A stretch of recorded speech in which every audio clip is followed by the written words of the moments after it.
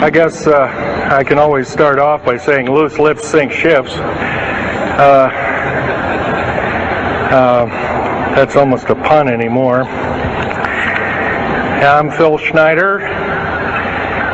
I worked 17 years for the United States government as a geologist and aerospace engineer, as well as a structural engineer. I worked for such elusive occupations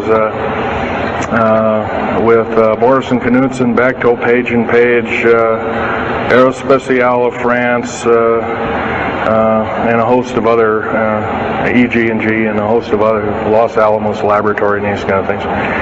But rather than bore you with all those statistics, I've got cooked up a real mixed bag here of different topics, and it's might be a little bit like brain overload, but I'll start from the beginning. Now, like I said, I worked 17 years, co-invented methods of shape charge blasting as well as laser rock deflagration, which means rock is literally melted or powdered by a special maser laser combination, and the residue of the rock underneath is applied as a coating, as a liquid coating, kind of like instant agate, if you could imagine a hunk of agate, which is a hard silica mineral, rock actually. But up here we have another topic. This is an area to where I worked. I worked 11 years of the 17 years at Groom Lake, S4, S2. It's in the Nellis Air Force Base area. In fact, Groom Lake is, I'll show you in the picture right here. It's right here. Groom Lake is quite the place. A lot of rumors and other kinds of things have come out of there. Of course, people have stood on the outside for years and wondered at what's been flying there. There's all kinds of things been flying. Let me give you a brief overview. Start in ancient history land here. Back in 1909, the U.S. cavalry was engaged in catching some banditos that had crossed over the Mexican border into a place called Truth or Consequences, New Mexico. And they went into a cave or a hideout and killed the so-called bandits, but what they found out they couldn't explain, and they were called horseshoe craft at that time, or horseshoe ships. There were UFOs, and they saw these, what they called demons, gray demons, little gray guys all around the place. That was in 1909. Now in 1933, our government was actively engaged with the Europeans, mostly the French and the English, in special researches dealing with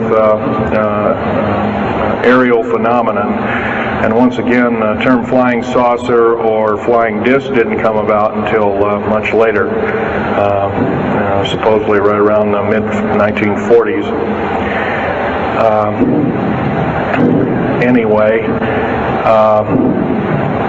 the whole thing here is that also in 1946, I might want to add,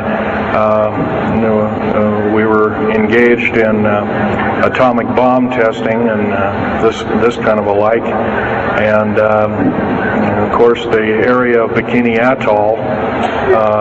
Some of the pictures are over here on the white board, showing with the actual language of both the U.S. Army and U.S. Navy archives.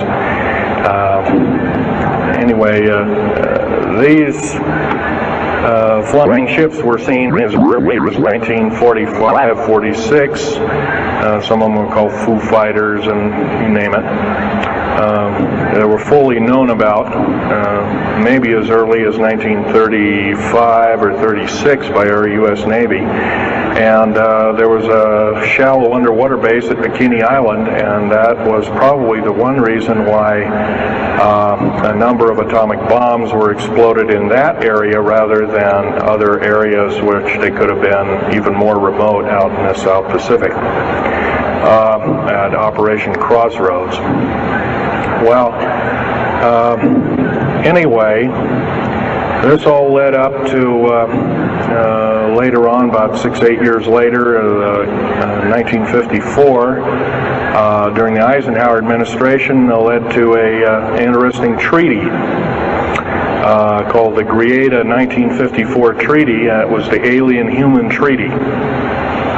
And supposedly the aliens had come in and exchanged technology, and they'd want to take an occasional human being and a few head of cows, and accurate books were supposedly to be kept, and all this kind of stuff. And of course, eventually all that broke down, and aliens are notorious for being liars, even greater liars than so-called, in quote, we humans are.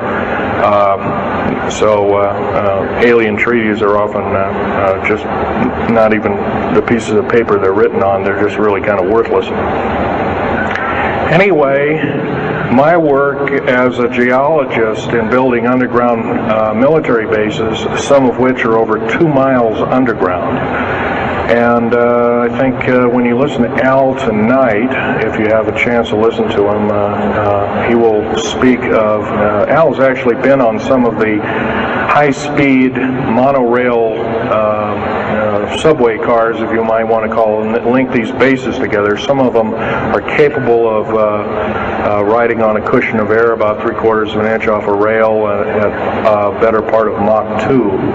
And he's actually been on one of these trains. I've only been in one of the tunnels and helped build some of the tunnels. Incidentally, I helped work on 13 deep underground military bases. Had hands-on experience. Notorious was the one in and around the Dulce, the southeastern and southwestern sides of Dulce, New Mexico, in the Los Alamos laboratory regions, where we built some hermetically sealed rooms that were very deep, going down over a mile. We also built additions onto Groom Lake and S2 and S4 complexes. There are a total of 9 underground. They're called DUMBs. Like, you can learn a lot from this dummy, but DUMB stands for Deep Underground Military Base, and or a deep underground DUM2, for instance, is a submarine base, and I have built a few of those too, which are off our continental shelves and in certain islands and out in the Atlantic and the Pacific in strategic locations. All this, I can hardly, in an hour's time, I can hardly squeeze all this in, so I'll be kind of rambling here if you just bear with me. The main topic of my discussion here is to link up basically what's going on with these deep underground military bases, what they're being used for, what is the present situation now being employed both by our federal government, which is slowly being phased out by the United Nations government, as well as the New World, end quote, the New World Order, which is an even higher entity, and who these higher entities are taking their orders from, and try and link up basically what's going on.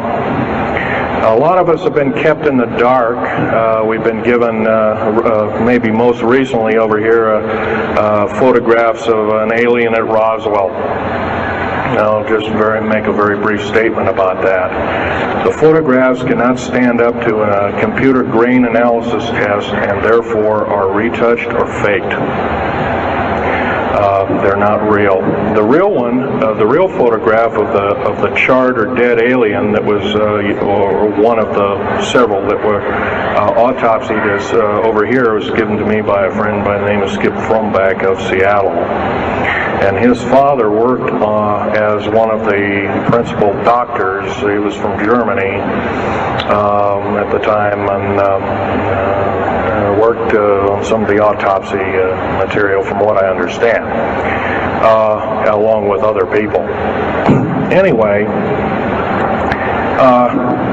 you just can't believe everything, and that goes for me. You got to get out there and do your homework. Like I always say, you might don't put your spectacles on, you put your skepticals on when you listen to me. So if we can have a show of hands here, how many people have heard about Roswell, New Mexico? Very good, almost all. And how many people have heard about the black helicopters and the other kinds of flying saucers type equipments out at Groom Lake and other places? Very good. Well, this obviously is a nice enlightened audience.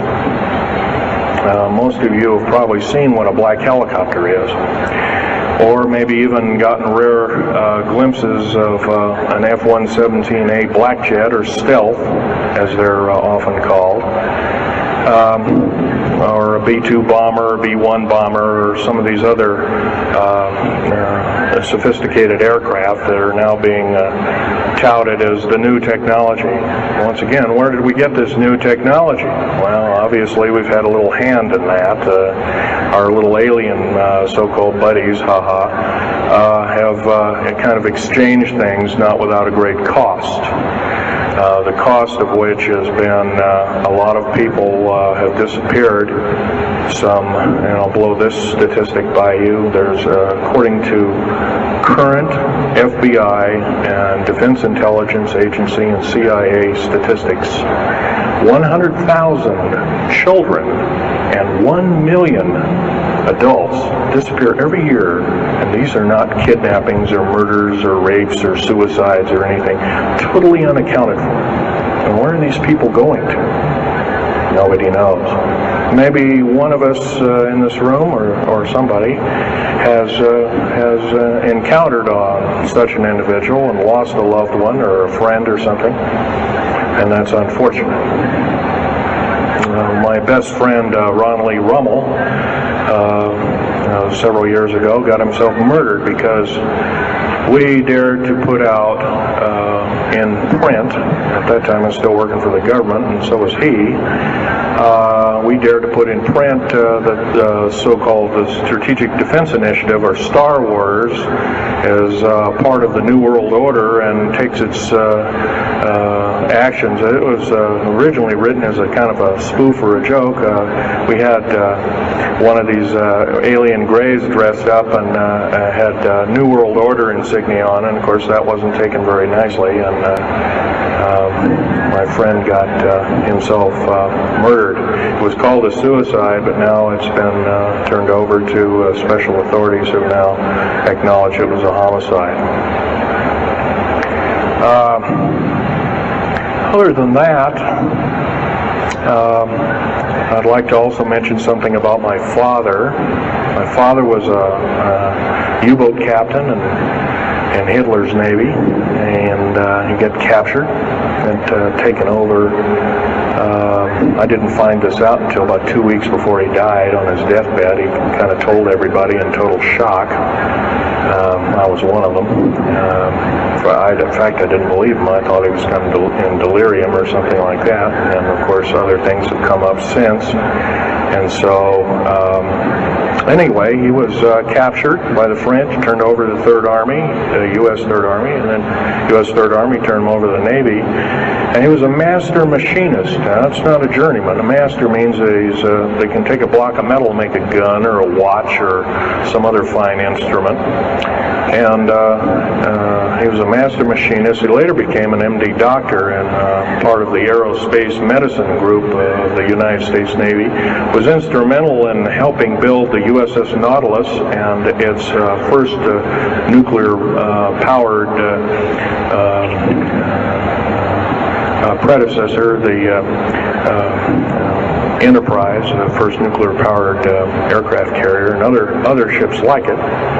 He pioneered all the ways in building very small and miniature nuclear engines and He even helped build, later on in his life, he helped develop the infamous grid bed nuclear motor, which is now employed in some things that look like flying saucers that people claim are flying saucers. Yes, we, in quote, the United States Air Force and other armed forces, are training other European forces to fly unidentified, or now identified, or, in quote, flying saucers. We've actually built several prototypes that are flying under names of black craft. My position as a geologist and an engineer got me to see a lot of things in the world. I've been in over 70 countries.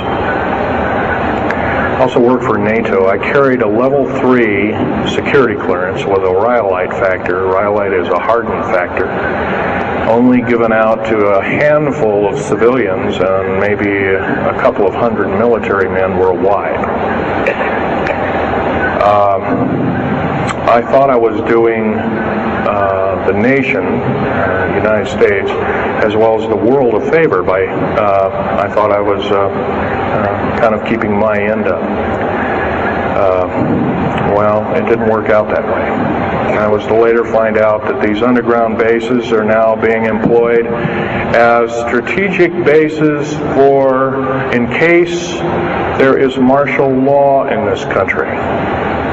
Right now, our military professors that used to be in war colleges and the like are training people like ex-Russian KGB and Spetsnaz people right here on American soil. I've seen it with my own 2 eyes, along with other people, other geologists. By the way, I'm still a geologist, still do geological survey work. However, I don't work for the government anymore. I took my security clearance and all my government stuff and cut it up and sent it back to the, pardon my French, SOBs. When I found out that a number of these 131 deep underground military bases are being used to subvert the Constitution of these United States and its people, I says, that is enough. I can't possibly be connected. Oh, well, Mr. Scheiner, you can't quit, they said. Well, I says, yes, I can.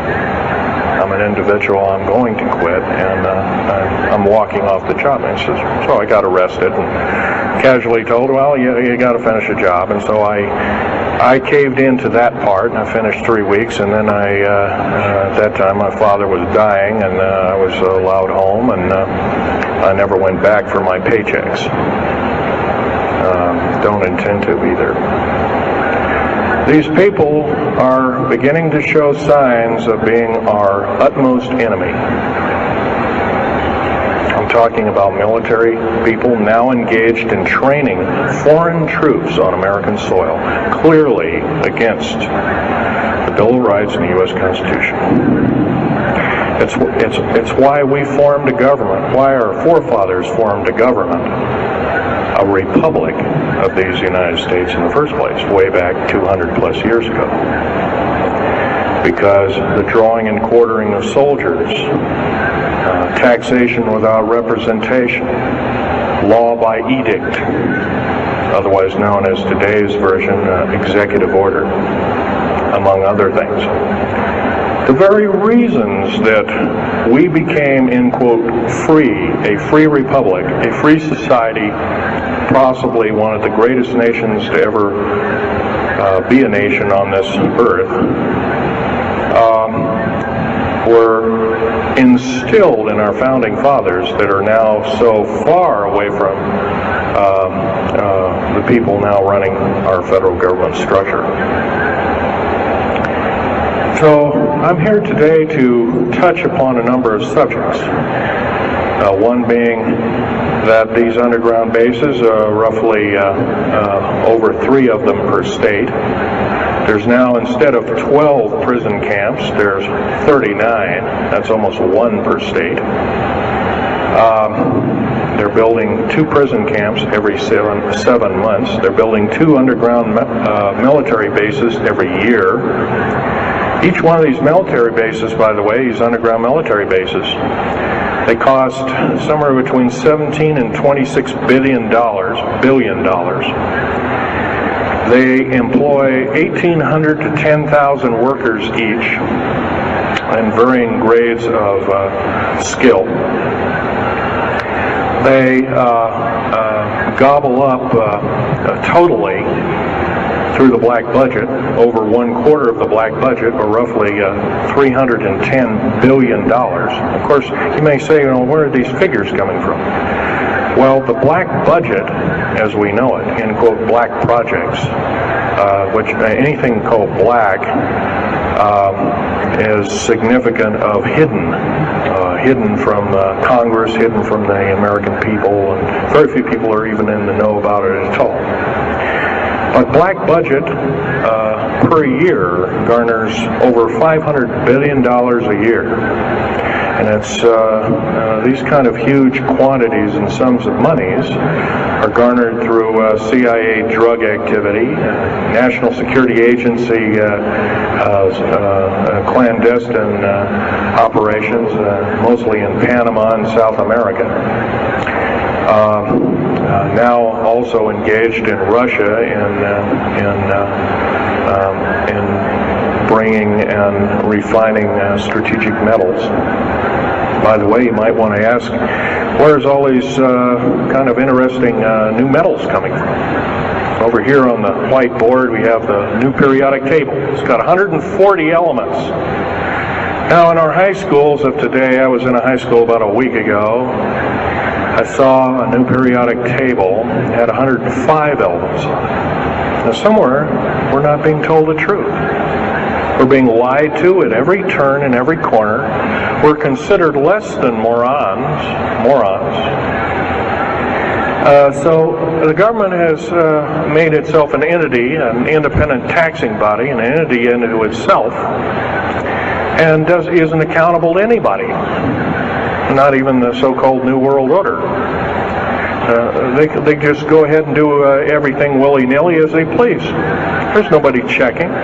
You don't have to worry about this. Occasionally there's a senator who pokes a nose in here and there, and that senator finds out either nicely or not so nicely that you don't do things like that.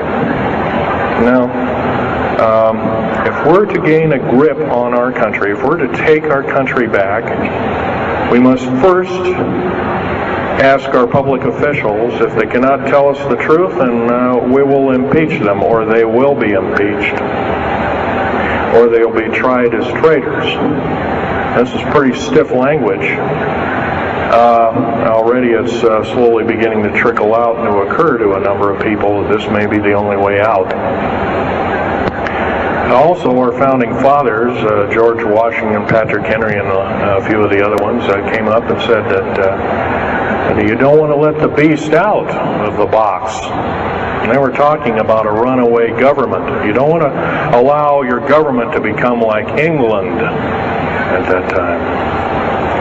And so they warned us about this very same kind of thing. First of all, the United States is not a democracy. It's not a republic anymore. It should be a republic. That's to the republic for which it stands, one nation under God.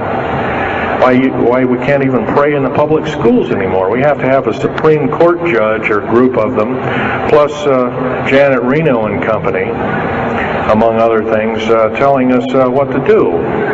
Interpret for us as if we cannot read with our own 2 eyes and understand with our mind. This, of course, is bad policy all the way around, and I guess I don't need to blow that by your ears. Okay, on another subject, I have a number of items up here at the table, one of which here is, if I can show it, is a heavy hunk of rock indeed.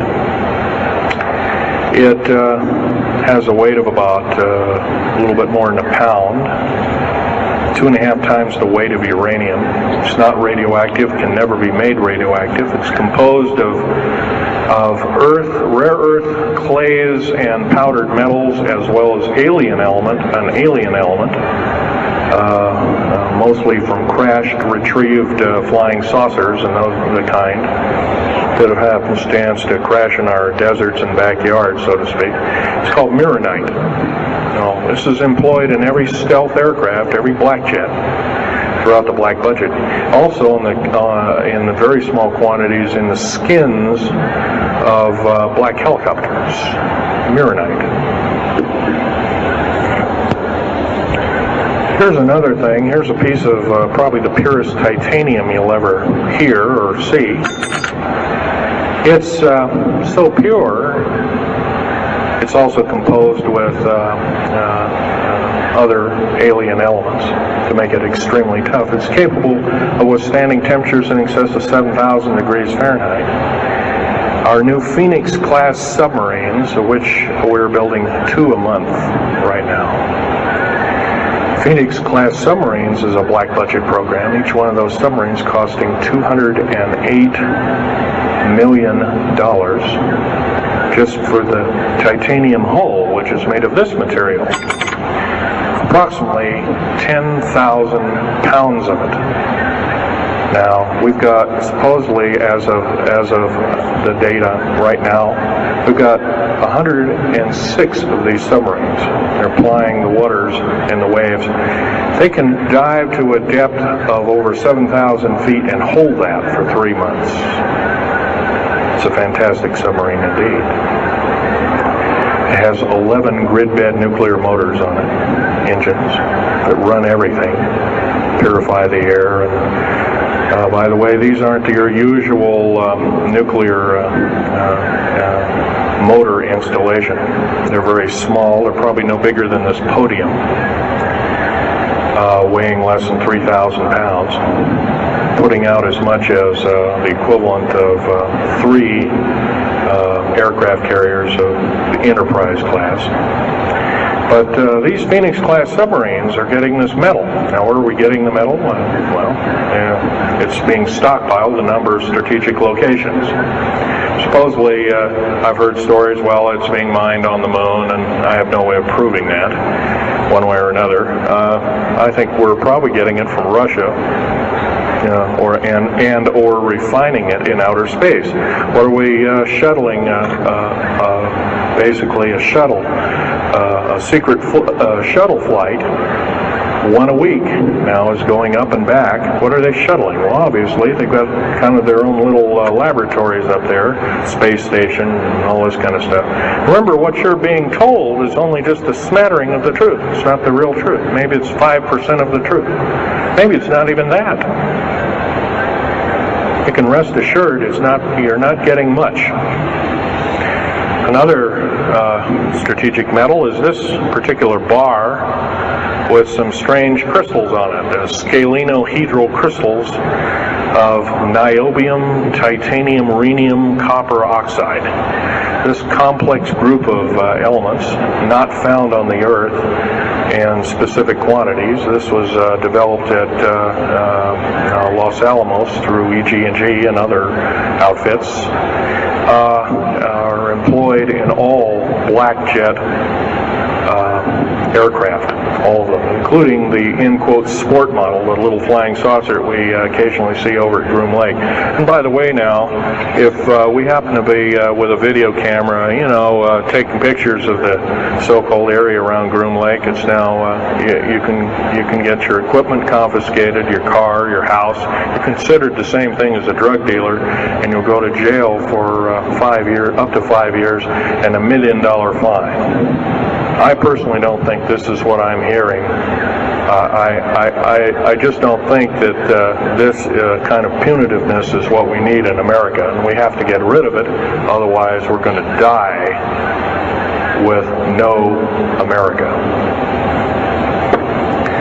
Here's some other elements. Here's a very light element. It's composed of lithium metal. as well as a alien element, a little heavier than hydrogen, but a little lighter than helium, also employed in this. It's used in secretive methods of propulsion, and it also is in a peculiar scalenohedral crystalline form. And anything scalenohedral, and by the way, a scalene triangle is no side is equal to another side. A scalenohedral metallic crystalline structure is definitely alien element, or alien technology converted over to our own technology. These were given to me about a year ago. They're called alien or aurora drops. It's supposedly the skins of the black jets, some of the ones that are coming in at very high rates of speed. They're still glowing red hot, white hot, and they'll sit out there and cool off, and they're dripping their material off of them. And it's kind of like a rubberized coating. It's not rubber, I can tell you that. It's as hard as lava rock or harder, capable of withstanding tremendous temperatures, but nonetheless some of it sloughs off every time, and so they just kind of scoop it up and throw it in the trash can. There are a few pieces of it. Here's one of the hardest so-called man-made rocks. Once again, it's got a number of alien counterpart. It's got an alien crystalline structure to it, very advanced. It's about 11 times harder than a diamond, about 70 times stronger than a diamond, capable of standing temperatures in excess of 10,000 degrees Fahrenheit. It is employed as very thin coatings or windows, tiny windows, in hypersonic aircraft that exceed Mach 5. Here's an interesting artifact. Right here in this hunk of rock, which by the way was an old 100,000-year-old chipping tool found in Syria, Jordan rather, excuse me, is a imprint of, it looks like a fossil, but it's not. It's an imprint of a small mechanical part with exactly 360 kind of little rotor blades. Well, this rock is 220 million years old. Who was making machines 220 million years ago? Maybe Von Däniken was right after all, huh? Here we have an actual piece of agatized fruit, or it's similar to a lime. It's even been pecked by a bird at one time, and that's still there. So it's instantly turned to agate. It is the same agate or chemical structure as material found at Hiroshima and Nagasaki after the A bombings in World War II, where grasses and flowers and petals of flowers and other kinds of things were instantly petrified, turned to agate. It is the same identical crystalline structure. However, this particular piece is about 20 million years old, and it's still got its original green coating, and it's basically unchanged. Perfect condition. Likewise, here's a garlic plant about somewhere between 20 and 35 million years of age, and once again it's got that same pink agate coating. And here are some pieces of the metal skin from the crash disk at Roswell. It was given to me when I was 14 years old. My father was visiting one of his old friends in the Navy archives, as well as he was in the Royal Navy in England. And I, as a 14-year-old boy, I says, "Gee, Dad, can I ask Johnny something?" "Oh, go ahead, ask him. Get anything you can from him, you know, that kind of thing." I says, "Well, gee, Johnny, well, do you think I can have a piece of this metal?" "Oh, no, you can't have that." And I says, "Oh, give it to the kid. What the heck? He won't have it very long anyway." Well, I've had it all this time.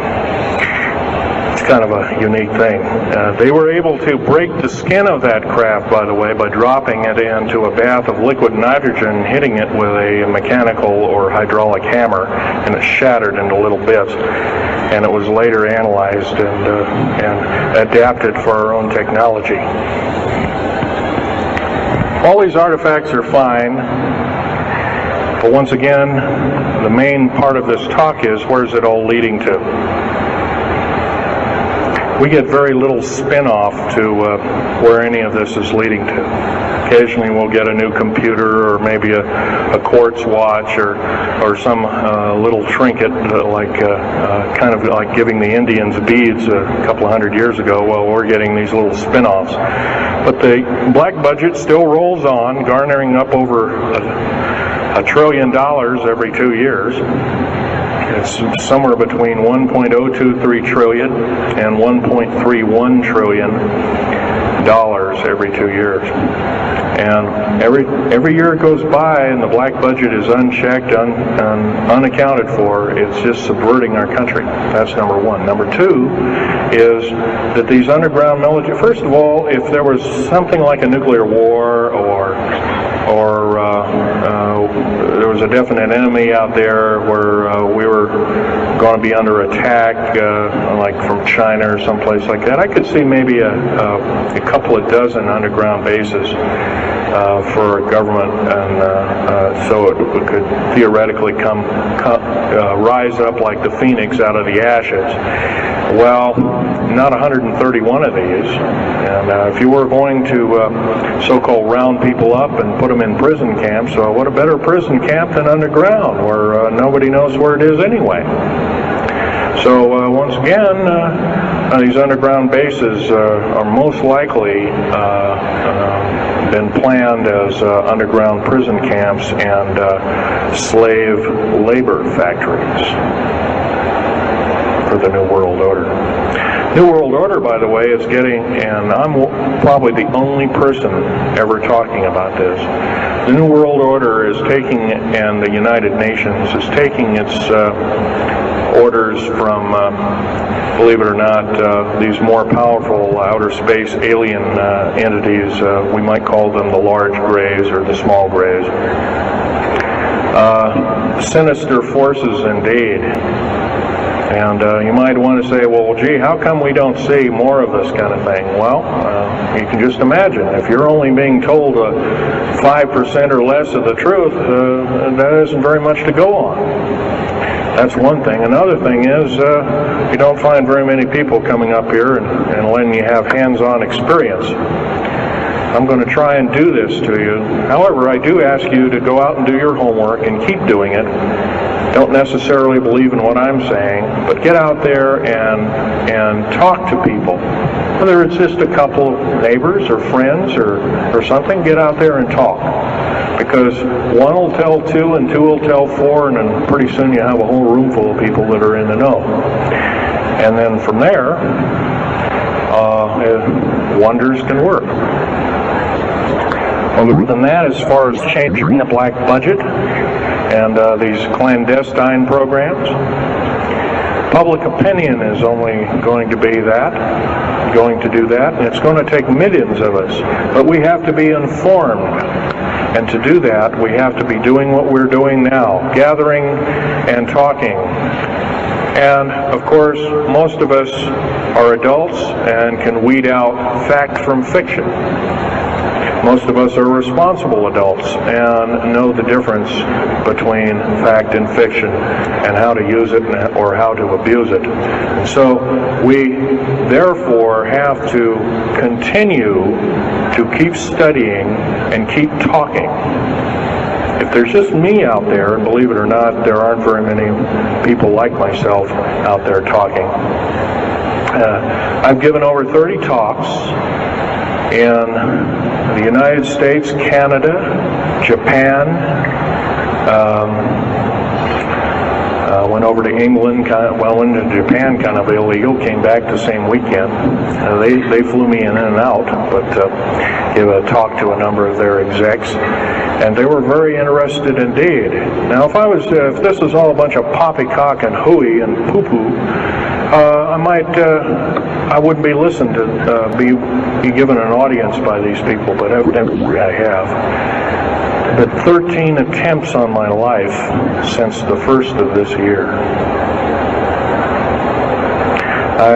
There's a number of you ladies present, so I won't gore you out, but Al has seen some of the wounds, and there's a few other people that have been to a few of my other lectures, and they can attest that I have been shot. I've been run off the road, I've been pushed off the road, I've been mostly shot at, and that kind of thing like that.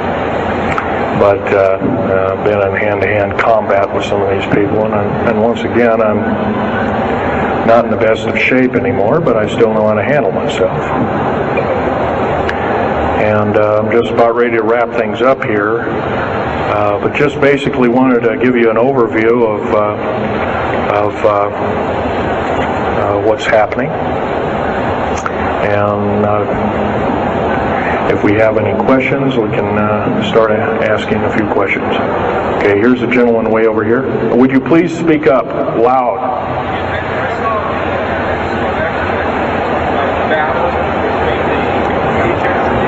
Yes, I was involved in in 1979, in August, late August of 1979. I was involved working through Los Alamos Laboratories at Dulce, New Mexico, and what's now known as the Alien-Human War. 66 Secret Service agents, government workers, geologists, and the like. I almost bit the dust. I could have been number 67. Lost their lives that day because the government lied and knew full well what was underneath. And what we'd done is, out in the desert there, we had drilled in a period of a couple of days. We drilled 4 of these holes that went down several thousand feet, and one of these holes kept bringing up dirty dust and putrefying odors and broken off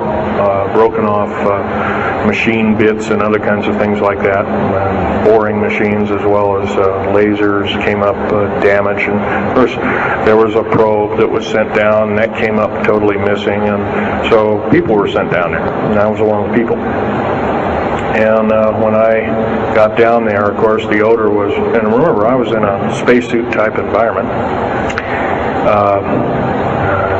All I had was a small tool belt with special sensors, a small rock hammer, and a rucksack for mineral specimens and other kinds of things like that. And I had my little pistol. And being an engineer, didn't have time to carry a big hunk of pistol like most of these Green Berets carry, stuff like that, Black Berets. I carried a little Walther PPK with a 9-shot clip. As soon as I got down this hole, standing about from me to this gentleman over here in front row, about 10 or so feet away, 7 feet away, something like that, was one of these 7-foot-tall stinking alien guys, and I didn't waste any time. I said, I'm not fiddling with you guys, and boom, away you go.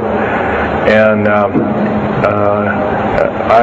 I was one of the rare few that had been allured that this may or may not occur, and so basically was given ET training, but a lot of these other people weren't. And we were, in fact, it was asked, are there aliens in the area? And of course, the big question was no. And that was a big lie. And of course, 66 people died that day. I have a big hole in my chest. I lost a lung. My lung was literally burnt out of me. My fingers burnt off of me. My toenails burnt off of me. My skin was, I was in radiation isolation therapy for 400 plus days.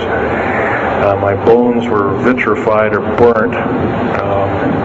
I was cooked. I managed to survive. Here telling you something about it today.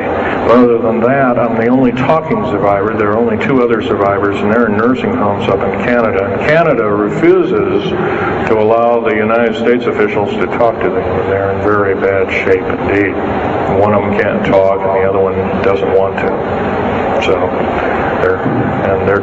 they're regarded as Canadian heroes, and so they're being kept by Canada. Okay, this fellow over here. Speak up loud. Okay, are there any bases? Actually, yes, there's several. In fact, as I was coming to this talk, I was supposed to be here by plane, but there was a subsequent foul-up. Anyway, I drove all the way and did it in one day. But as I was coming over up near Cheyenne, I noticed the military, Air Force and the Army are building a so-called new, in quote, boot camp, prison camp, right up in Cheyenne, brand new. And I was here 3 months ago, I wasn't there. So it's something brand new. In Colorado, yes, there's about 4 underground bases, one being at Denver International Air Base. I call it Air Base, Spaceport, or whatever you want to call it. Denver International Airport. No wonder your luggage gets lost. There are 8 levels underneath the airport, tarmac there, end quote, tarmac or cement mac. And so those bags could be there for a damn long time. Why, just imagine if this was instantly turned to agate 30 or more million years ago, those bags could very well be the same way. So yeah, there's a number of them. And I wish I had a map with me. In fact, in subsequent talks, I'll have a map, which will be put on the overhead. In fact, my next talk, I plan to have just that. I had planned to bring a map here and had all the latitudes and longitudes of all the bases, and I can't do that. That would be a nice jail sentence for me, so I didn't bring it. So, but other than that, I'll have that all researched for you. Yes, this woman.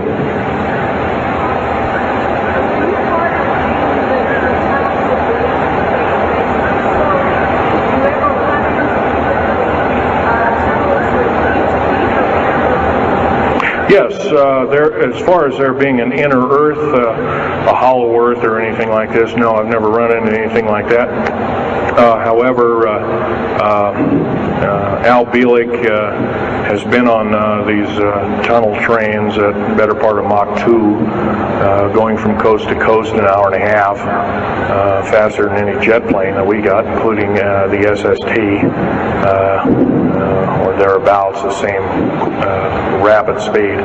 But I helped build a lot of these tunnels, and all of the underground mountain or military bases are connected, all of them, all 131 of them.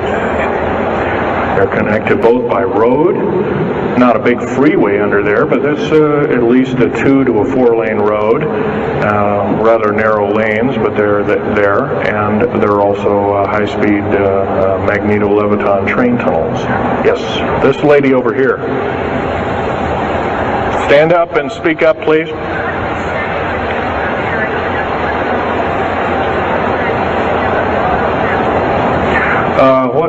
What levels of military personnel know about this?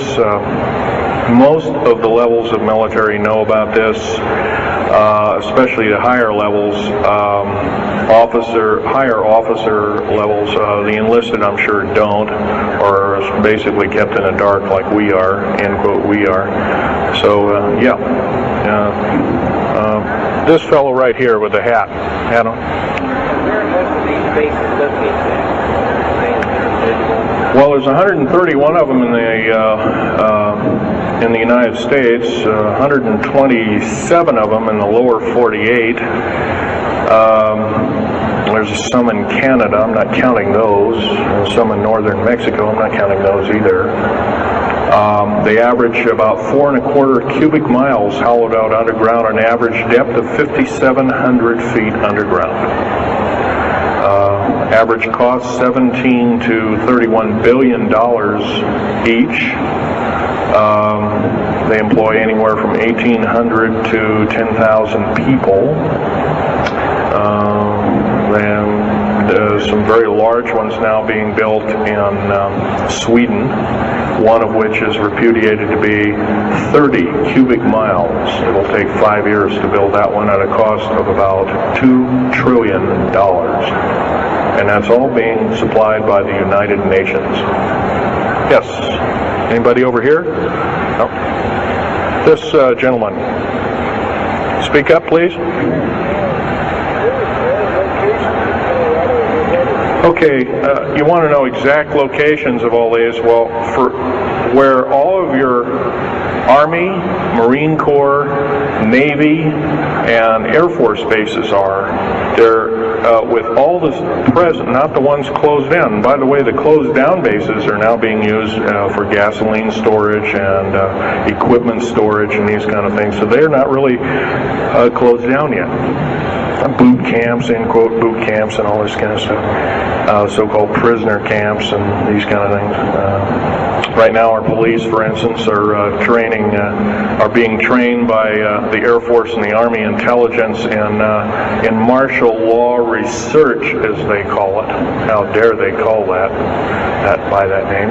So where these are, where every one of these strategic bases are now. In Colorado, in around Denver, there's 3 of them, and they're fairly small. Some of these bases are only maybe 2,000 to 3,000 feet in depth.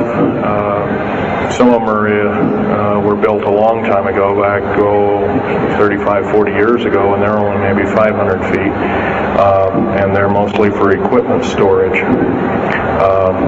Denver, and then there's Fort Collins. There's also Colorado Springs area has a number of them.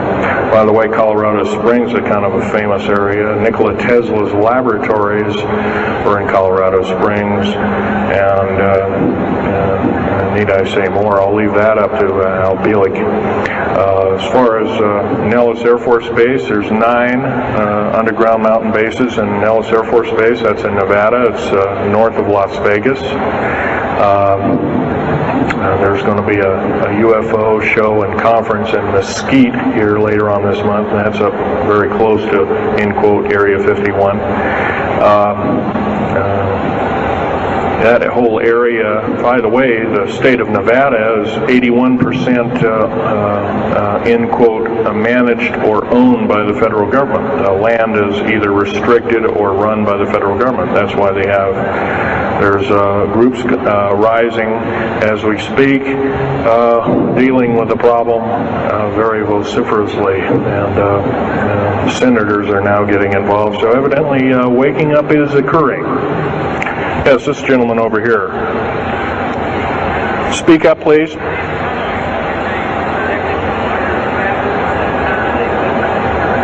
Okay. Yes, they are. The gentleman asked, are these tunnels connected to large caverns? Yes, these large bases are basically like this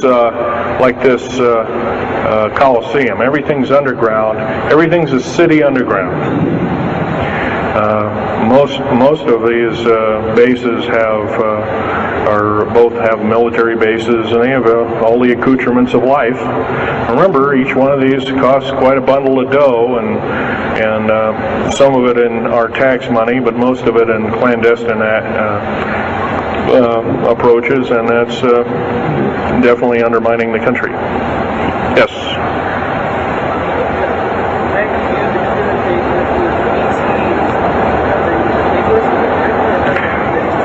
Well, some of them have a difficulty in understanding our language. It's too slow to them. If you've heard whale songs or bird chirpings at high speed, it's about what these aliens sound like audibly to us, so it's a bunch of gibberish. Yes, they've slowly actually broken down. There's 11 prototypes or 11 civilizations of aliens visiting this planet all the time, all of which are known by the U.S. military, 9 of which are not very good indeed. They're pretty bad news. 2 of which are benevolent, but the benevolent ones have supposedly left. They have their own little war of sorts, especially the Pleiadian groups and whatnot like that, of which Val Thor was repudiated to be a Venusian, but other people will alert he looks more like a Pleiadian. He looks normal human, except he's got 6 fingers and toes. He's got one oversized lung. He's got 2 hearts. He's got all kinds of weird stuff. Bones are bigger. Yep.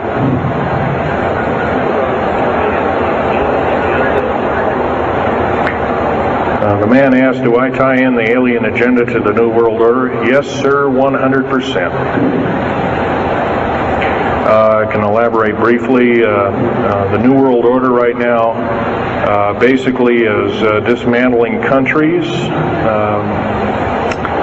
governments, telling governments not to war with each other anymore, basically, so that looks good on the outside.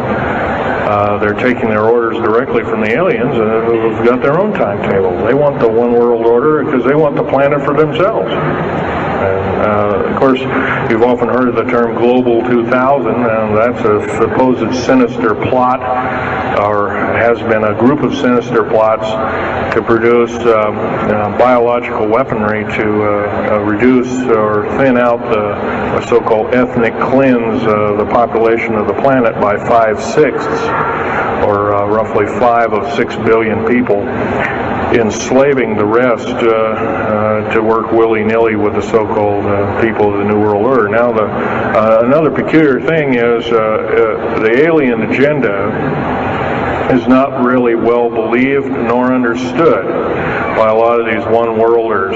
They don't believe it. They think they've been singled out for their own end of glory, and what they don't know is they're just another human being, and according to the negative or bad aliens, they're just another, we're considered bags of food to them. They don't eat us like we think of a cannibal eating a hunk of meat, but they use our glandular secretions as part of their food base, their blood and our glandular secretions like adrenal chrome and other kinds of things like this. And in fact, the Atlanta Center for Disease Control has figured out ways that we can combat this and all this kind of thing like that. It might be where these new designer diseases like AIDS and Ebola and hantavirus and all these kinds of things have come up out of nowhere, and these diseases, end quote, almost have a mind of their own. Yes, this lady here.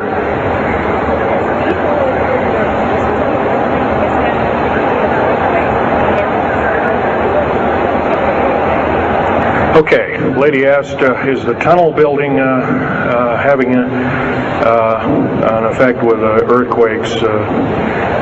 Yes, it could very easily be, although got to remember a lot of these underground bases are constantly being repaired, and so a lot of people have to be hired.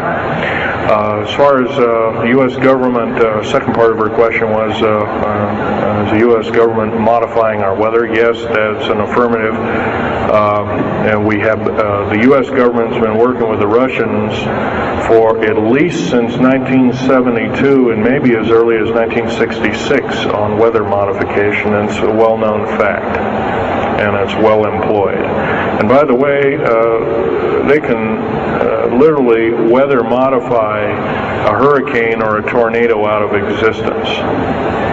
And the reason they don't do it is pretty obvious.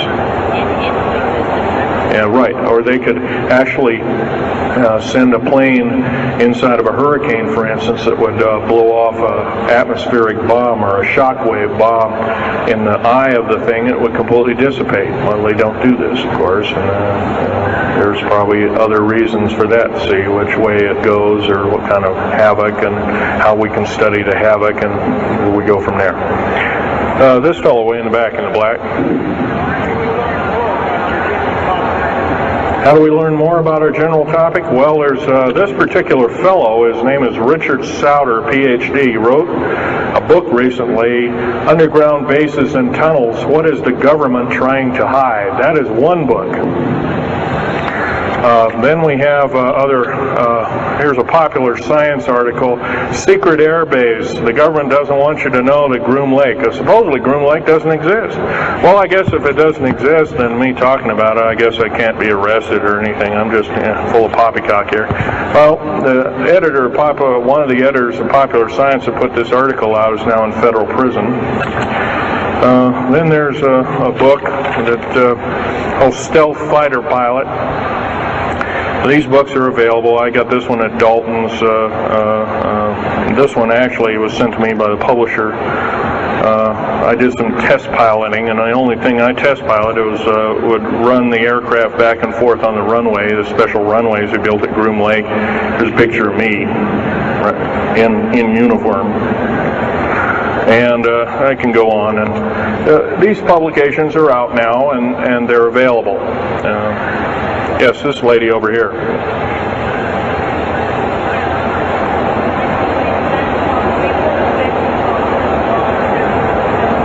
I can't hear you. What?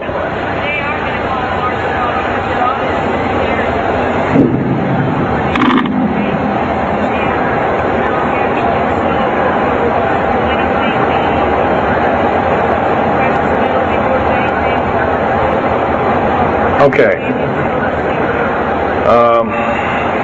Okay, that's kind of a mixed bag question there. She asks, with martial law being called, will precious metals and all these kinds of things. First of all, hoarding anything will be outlawed. If you hoard food, have a radio, any way of communicating, stashed gasoline, these kind of things, you will just be rounded up and that'll be the end of you. Martial law is martial law. Martial law is dictatorship of the worst form, or one of the worst forms. And her other part of the question, if I got it right, was when's the alien takeover? Well, the alien takeover right now is, and probably will be for probably the next 20, maybe 30, 40 years, will be basically in the background. The idea is to get the one world beast-like government order in place, and to thin out the population of the planet. And then, of course, then all heck will break loose from then on. And whether it is, I don't often mix Bible and talk, but some people have alerted, well, this is already mentioned in the Bible, blah, blah, blah, and all this kind of stuff. Well, that may be, but all I can tell you is I've been face to face with one of these sinister characters, or a couple of them, saying the least, and most people would, just the shock of them seeing such a thing would cause them to not be in very healthy mode, frame of mind, as physical as well as mental. This man here in the blue coat.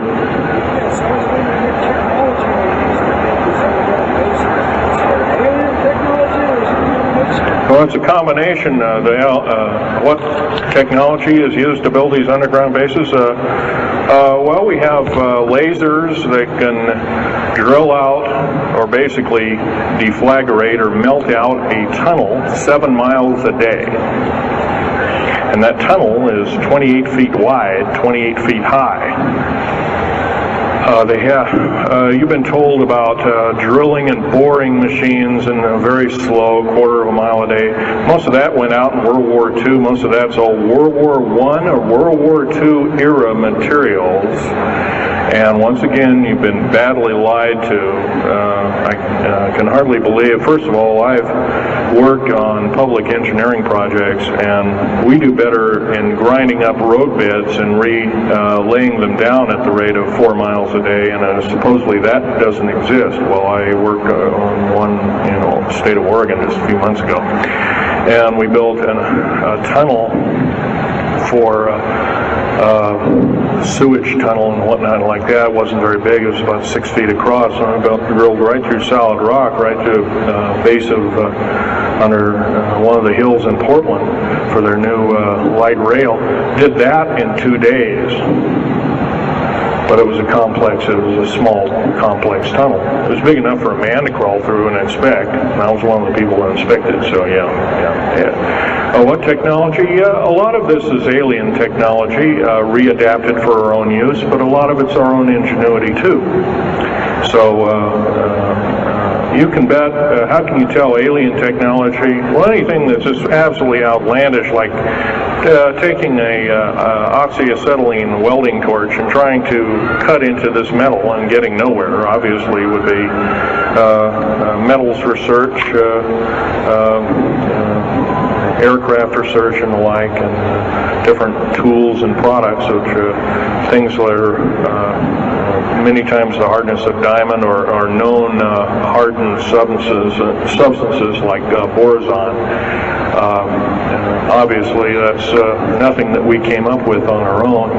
What we could have over a several hundred-year period. But you've got to remember, too, that the military technology is outstripping the public sector technology at the rate of 44 to 45 years of technology for every calendar year, every 12-month calendar year here. So every year going by this time in 1996, the military technology will be roughly 45 years more advanced than where we are today. So it's quite possible that way back in 1943, the U.S. Navy not only caused the ship to disappear, it literally disappeared and reappeared. Basically, military technology right now is about 1,200 years more advanced than public state technology. And computer technology right now, it's off the scale, I can't tell you. It's just right now, and employing just in black jet and stealth aircraft, the new computers are so completely advanced that we couldn't get them in the public sector for maybe another 40 or 50 years. Yes, this lady here.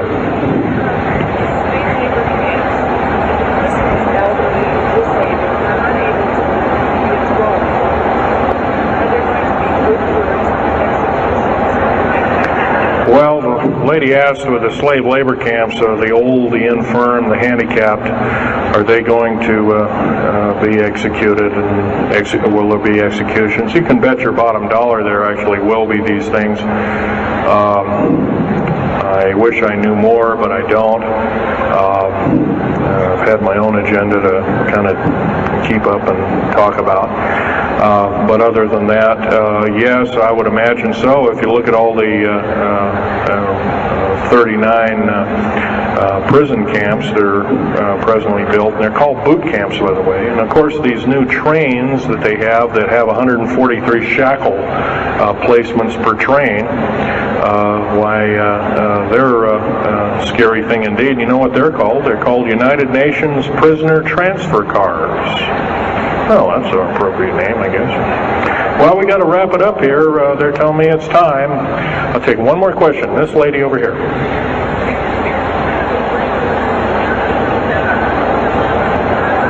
Don't brainwash you. They don't brainwash you. How do they brainwash 18,000 people that are working? Well, you sign this little piece of paper saying you work, you go to prison for the rest of your days. Or you're not going to be taking home a paycheck of about anywhere from $4,000 to $40,000 per month, depending upon your position. $40,000 a month is a lot of petunias. Okay, well, I got to wrap it up here, folks. So I'll be over in Al Bielig's booth. I think it's over in booth number 125. I could take other questions there and let you take a look at artifacts. And once again, on these artifacts, in a very few minutes, don't handle them, just look at them. Thank you very much.